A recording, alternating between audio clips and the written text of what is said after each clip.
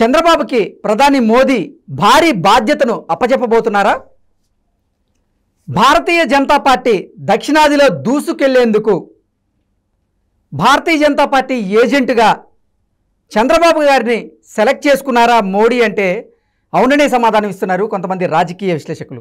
ఇక ఇదే అంశానికి సంబంధించి మనతో మాట్లాడేందుకు ప్రముఖ రాజకీయ విశ్లేషకులు జగదేవ్ గారు మనతో ఉన్నారా? ఆయనతో మాట్లాడదాం. జగదేవ్ గారు నమస్తే అండి. నమస్తే అండి.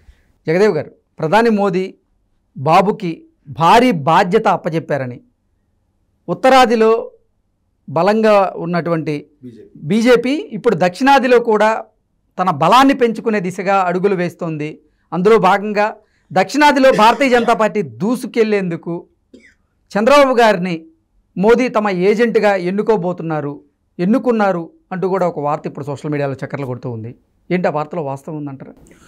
అంటే వాస్తవం ఉన్నా ఆశ్చర్యపోనక్కర్లేదు. ఎందుకంటే టీడీపీ బీజేపీ ఎలాగూ పాతమిత్రులే కాబట్టి మొన్నంటే 2014లో ఆంధ్ర తెలంగాణ విడిపోయాక ఏదైతే ఉమ్మడి ఆంధ్ర కాకుండా సపరేట్ ఆంధ్ర అయిన తర్వాత మొట్టమొదటి సీఎం చంద్రబాబు గారు అయిన తర్వాత వైసీపీ వాళ్ళు బాగా ఓదరగొట్టి రెచ్చగొట్టి వదిలేశారు.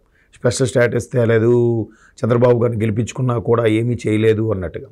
సో ఈ అంశం మీద ఆయన చాలాసార్లు ఢిల్లీ వెళ్ళడం, మాట్లాడడం గట్రా జరిగింది. నిరాశగా వెనుదిరగడం, తర్వాత బాహాటంగానే వాళ్ళతో చర్చించి బయటకు వచ్చేయడం కూడా జరిగింది. ఆ పార్టీకి సంబంధించిన వ్యక్తులు కూడా కేంద్ర మంత్రులుగా ఉన్నాళ్ళు, వాళ్ళు కూడా రాజీనామాలు సమర్పించారు. అప్పుడు మన సుజనా గారు, తర్వాత సీఎం రమేష్ లాంటి వ్యక్తులు. సో ఎంతగా ఒకప్పుడు ఇంచుమించు వాజ్పేయి గారి హయాం నుంచి కూడా మిత్రులుగా కొనసాగిన వాళ్ళు ఒక్కసారిగా ఈ అంశం మీద బయటకు వచ్చేయడం చాలామంది రాజకీయ విశ్లేషకులకు కూడా ఇది మంచిది కాదేమో అనే అభిప్రాయానికి వచ్చారు. అది మనకి తర్వాత ఎన్నికల్లో చూపించింది కూడా. 2019లో ఏం జరిగిందో తెలియదు, వైసీపీ వచ్చేసింది. అంటే టీడీపీకి ఆ స్థాయిలో వ్యతిరేకత అయితే లేదు. టీడీపీ ప్రభుత్వం అయితే ఫామ్ చేయకపోవచ్చు, కానీ మరీ 23 స్థానాలకు వచ్చేంత వ్యతిరేకత అయితే లేదు. సంథింగ్ ఏదో జరిగింది, అది వేరే స్టోరీ. అయితే ఎప్పుడైతే ఎట్లా అయిందో మరలా ఇప్పుడు ఈ 5 ఏళ్ళలో చూశారో, భారతీయ జనతా పార్టీ కాంగ్రెస్కి ప్రత్యామ్నాయంగా ఉన్నది భారతదేశంలో. సో కాంగ్రెసు 29 రాష్ట్రాల్లో కూడా విస్తరించిందంటే దాని చరిత్ర వేరు. అది స్వతంత్ర పోరాటం ముందు నుంచి కూడా ఉండి అదే కాంగ్రెస్గా కంటిన్యూ అవుతూ అయింది కాబట్టి అది అన్ని రాష్ట్రాలకి విస్తరించగలిగింది. అన్ని రాష్ట్రాల్లో కూడా కాంగ్రెస్ అనేది ఉండగలిగింది. సో దానికి ప్రత్యామ్నాయంగా తయారైన బీజేపీ కూడా దానిలాగే అన్ని రాష్ట్రాలకి విస్తరించాలని ప్రయత్నం చేస్తున్నప్పటికీ సౌత్లోకి వచ్చేసరికి చాలా అడ్డంకులు, ఇబ్బందులు ఎదురవుతున్నాయి. సౌత్ మీరు అనుకుంటే గట్టిగా మాట్లాడితే యాక్చువల్గా మహారాష్ట్ర కూడా సౌతే అనాలి, దక్షిణ భారతదేశం అనాలి. కానీ చాలామంది ఉద్దేశం ఏంటంటే దక్షిణ భారతదేశం అంటే కేవలం ఈ 4 భాషలు మాట్లాడే వాళ్ళే, తెలుగు, తమిళ, కన్నడ, మలయాళం అని. కానీ మహారాష్ట్ర ఇవి కూడా యాక్చువల్గా మన కర్కాటక రేఖ కింద భాగం అంతా కూడా దక్షిణ భారతదేశం అవుతుంది కాబట్టి ఒరిస్సా, మధ్యప్రదేశ్లో కొంత భాగం కూడా కింద భాగంకి వస్తుంది. కానీ కేంద్ర దృష్టిలో అవన్నీ పట్టించుకోవట్లేదు. కేవలం ఈ 4 భాషలు, ద్రవిడ భాషల మీద కాన్సన్ట్రేట్ చేయాలని చేస్తున్నారు. అయితే వీటన్నిటిలో కూడా కర్ణాటకలోకి బాగా ఎంటర్ అయ్యగలిగారు.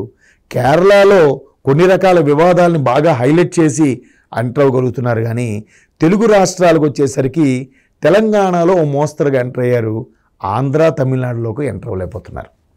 ఉంది, లేదని కాదు, భావజాలం ఉంది, ఆర్ఎస్ఎస్ భావజాలం ఉంది, విహెచ్పి భావజాలం ఉంది. కానీ బీజేపీ దగ్గరికి వచ్చేసరికి మాత్రం వాళ్ళు అంటే పూర్తి స్థాయిలో ఇన్ని సీట్లు గెలుచుకోగలిగాము, మాకు ఎంత ఓటింగ్ పర్సంటేజ్ ఉంది, బీజేపీ కూడా ఇక్కడ ఎంటర్ అవుతుంది అనేది మాత్రం క్వశ్చన్ మార్క్గా ఉండిపోతుంది. ఇక్కడ ప్రాంతీయ పార్టీల హవానే నడుస్తుంది ఎన్నేళ్ళైనా కూడా కదా. కాబట్టి ఇక్కడ ఇలాంటి విషయాల్లో ఖచ్చితంగా దూరదృష్టితో ఆలోచించి ఎలా చేస్తే ముందుకెళ్తామా అనుకునే భాగంగా ఖచ్చితంగా చంద్రబాబు నాయుడు లాంటి వ్యక్తులను ఎన్నుకుంటారు. ఈవెన్ అబ్దుల్ కలాం గారు కూడా, నేను ఒక ఆర్టికల్ చదివాను, అబ్దుల్ కలాం గారు లాంటి వ్యక్తులు కూడా ఆయన 5 ఏళ్ళు రాష్ట్రపతిగా చేసిన తర్వాత చివరి రోజుల్లో ఇంకా నెల రోజుల్లో ఆయన పదవీ కాలం అయిపోతుందనగా మన జయప్రకాష్ నారాయణ గారిని ఒకరోజు, అలాగే చంద్రబాబు నాయుడు గారిని ఒకరోజు, ఇట్లాంటి ప్రముఖమైన వ్యక్తుల్ని కలిసి నేను 5 ఏళ్లలో ఏవైనా చేయాల్సినవి మిగిలిపోయినవి ఉన్నాయా, లేదా తర్వాత నా జీవిత చరమాంకంలో చేయాల్సినవి ఏమైనా ఉంటే మీరు నాకు సజెస్ట్ ఇవ్వచ్చు అని అడిగారు. అంటే అబ్దుల్ కలాం లాంటి వ్యక్తులే సజెస్ట్ అడుగుతున్నారంటే మాటల ఈవెన్ మోడీ గారు కూడా 3 ఏళ్ళు ముఖ్యమంత్రి గుజరాత్లో పనిచేసినప్పుడు కూడా ఆయనకి ఒక రోల్ మోడల్ సీఎంగా ఎవరున్నారంటే ఇక్కడ చంద్రబాబు నాయుడు గారి పేరును కూడా ఒకనొక ఇంటర్వ్యూలో ఆయన ప్రస్తావించారు. అంటే డెవలపింగ్ సంబంధించి ముందు అభివృద్ధిని కేటాయించి మనిషికి ఉపాధి కల్పిస్తే ప్రతి వ్యక్తిని కూడా ఒక నాయకుడిగా తయారు చేస్తే ఆటోమేటిక్గా అన్ని వనరులు సమకూరుతాయి. అప్పుడు సంక్షేమం మీద దృష్టి పెట్టక్కర్లే, ప్రతి ఒక్కరూ స్వతంత్రంగా బతకగలుగుతారు అనే దృక్పథంతో ఈయన అప్పుడు లీడ్ చేశాడు. కాబట్టి అది కొంతమందికి రోల్ మోడల్గా ఉండిపోయింది. ఓకే. సో అలాంటివి మోడీ గారు కూడా చంద్రబాబు గారిని ఒకనొక సందర్భంలో రోల్ మోడల్ అనుకున్న నేపథ్యంలో ఇప్పుడు మరలా సౌత్లో పాగా వేయాలి, ఎటువంటి పావులు కదిపితే ఎటువంటి ప్లాన్స్ వేస్తే మళ్ళీ బీజేపీ బలంగా తయారవుతుందనే నేపథ్యంలో ఖచ్చితంగా బాబు గారికి అడిగే అవకాశం ఉంది. ఎందుకంటే 2014లో కూడా బీజేపీ ఆంధ్రాలో ఉంది, ఓ 2 సీట్లు గెలుచుకుంది. ఆ 2 సీట్లను కూడా చంద్రబాబు నాయుడు గారి గవర్నమెంట్లో బాగా హైప్ చేసి ఆ 2టికి కూడా 2 మంత్రి పదవులు ఇచ్చారు. గెలుచుకుని 2 అయినా 2టికి మంత్రి పదవి ఇవ్వడం అనేది ఒకసారి ఒక హైప్ ఇచ్చినట్టేగా ఆ 2 స్థానాలకు కూడా. సో అలాగ హైప్ ఇచ్చి బీజేపీని మరలా దక్షిణ భారతదేశంలో చొచ్చుకుపోయే ప్రయత్నం చేసే అవకాశం ఉందంటే ఒక చంద్రబాబు వల్ల సాధ్యం అనేది మేబీ వాళ్ళకి అనిపించవచ్చు. ఎలాగో పాత మిత్రులే కాబట్టి చంద్రబాబు నాయుడు గారికి ఆ ఛాన్స్ ఇచ్చే అవకాశాలు కూడా కనిపిస్తున్నాయి. చంద్రబాబు నాయుడు గారు కూడా చాలా వరకు ఇప్పుడు మన తెలంగాణ ఎన్నికల్లో కూడా ఆయన పోటీ చేయకపోయినా పరోక్షంగా ఏ పార్టీకి మద్దతు, ఆయన ఎలాంటి రాజకీయ వ్యూహాలు పడితే ఇక్కడ కాంగ్రెస్ వచ్చిందని కూడా చాలామంది విశ్లేషకులు చెప్తారు. అది ఎంతవరకు వాస్తవం తెలియదు, కానీ మేబీ రేవంత్ రెడ్డి గారు కూడా టీడీపీలో వ్యక్తే కాబట్టి పరోక్షంగా తెర వెనుక టీడీపీ మద్దతు ఉండబట్టే రేవంత్ రెడ్డి గారు కూడా గెలుచుకొచ్చారని కూడా కొంతమంది విశ్లేషకుల అభిప్రాయం. అంటే చంద్రబాబు గారు వ్యూహాలు ఈ విధంగా ఉంటాయి, ఈ స్థాయిలో ఉంటాయి అని కూడా చాలామంది చెప్తారు. కాబట్టి వాళ్ళు ఇంటెలిజెన్స్ సర్వేలో కూడా చేయించుకుంటారు. నెక్స్ట్ టీడీపీ జనసేన వస్తుంది కాబట్టి ఖచ్చితంగా బాబు గారితోనే సయోధ్య పెట్టుకుంటే మనం పార్టీ విస్తరించడానికి బాగుంటుంది, సౌత్లో పాగా వేయడానికి బాగుంటుంది. అండ్ మోరోవర్ చంద్రబాబు నాయుడు గారితో చుట్టుపక్కల రాష్ట్రాల అందరి ముఖ్యమంత్రులతో కూడా బాగానే ఉంది. కేసీఆర్ గారితో తప్ప, కేసీఆర్ గారు ఇప్పుడు ఎలాగా లేరు, రేవంత్ రెడ్డి గారు ఉన్నారు కాబట్టి రేవంత్ రెడ్డి గారితో మంచి సయోధ్య ఉంది. అటు స్టాలిన్ గారితో మంచి డీలింగ్స్ ఉన్నాయి. ఇక్కడ కర్ణాటక తీసుకుంటే కాంగ్రెస్ అయినా కానీ డీకే గారు, రాజ్ కుమార్ గారు వాళ్ళతో కూడా మంచి డీలింగ్స్ ఉన్నాయి కదా. సో అటుపక్క మహారాష్ట్రతో కూడా మంచి డీలింగ్సే ఉన్నాయి. సో ఎంతమంది డీలింగ్స్ ఉన్నాయి కాబట్టి ఈయనైతేనే కరెక్ట్ అని మేబీ చూసుకుని ఉండొచ్చు బహుశా. ఓకే, మరి ఆ బాధ్యతని ఫుల్ఫిల్ చేయగలరా?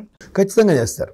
ఎలక్షన్స్ అయిపోయిన తర్వాత మళ్ళీ అధికారంగా కూడా ప్రకటిస్తారు, మీరే చూస్తారు ఎన్డీఏలో భాగస్వామి అవుతున్నామని. ఆ భాగస్వామి అయినప్పుడు ఖచ్చితంగా ఎన్డీఏ కన్వీనర్ గానో దేనిగానో ఇచ్చేటప్పుడు ఖచ్చితంగా ఆ బాధ్యతని బయటికి అనౌన్స్ చేయకపోయినా పరోక్షంగా వ్యూహాలతో సెట్ చేస్తారని నేను అనుకుంటున్నాను. ఓకే ఓకే జగదేవ్ గారు, thank you so much. Thank you. చంద్రబాబుకి ప్రధాని మోదీ భారీ బాధ్యతను అప్పచెప్పబోతున్నారా?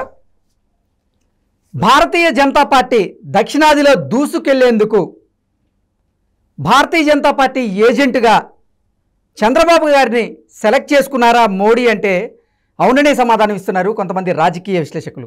ఇక ఇదే అంశానికి సంబంధించి మనతో మాట్లాడేందుకు ప్రముఖ రాజకీయ విశ్లేషకులు జగదేవ్ గారు మనతో ఉన్నారా, ఆయనతో మాట్లాడదాం. జగదేవ్ గారు నమస్తే అండి. నమస్తే అండి. జగదేవ్ గారు, ప్రధాని మోదీ బాబుకి భారీ బాధ్యత అప్పచెప్పారని, ఉత్తరాదిలో బలంగా ఉన్నటువంటి బీజేపీ ఇప్పుడు దక్షిణాదిలో కూడా తన బలాన్ని పెంచుకునే దిశగా అడుగులు వేస్తోంది. అందులో భాగంగా దక్షిణాదిలో భారతీయ జనతా పార్టీ దూసుకెళ్లేందుకు చంద్రబాబు గారిని మోదీ తమ ఏజెంట్గా ఎన్నుకున్నారు అంటూ కూడా ఒక వార్త ఇప్పుడు సోషల్ మీడియాలో చక్కర్లు కొడుతూ ఉంది. ఏంటి ఆ వార్తలో వాస్తవం ఉందంటారు?